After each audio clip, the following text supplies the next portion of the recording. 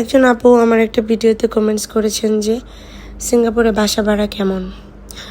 উনি মনে হয় কিছুদিন পরে সিঙ্গাপুরে আসবেন, তো ওনার হাজব্যান্ড বলেছে যে সিঙ্গাপুরে বাসা ভাড়া অনেক হাই। আমার গলা ভাঙা, তার জন্য দুঃখিত, ভয়েস কেমন জানি। ওকে, অ্যাকচুয়ালি সিঙ্গাপুরে সব কিছুই দাম, সো বাসা ভাড়া দাম হওয়াটা খুবই স্বাভাবিক ব্যাপার।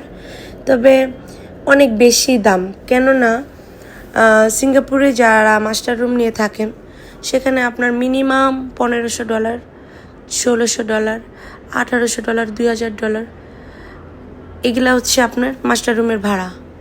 তবে একটা সুবিধা হচ্ছে যাদের বেবি আছে তারা মাস্টার রুমে খুব ভালো কমফোর্টেবল এবং ওয়াশরুম শেয়ার করা লাগে না।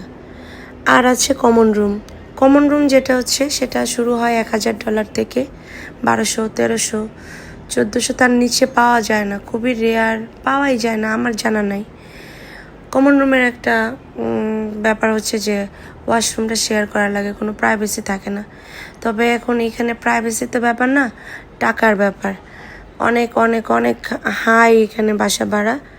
তো কিচেন সবাই শেয়ার করে।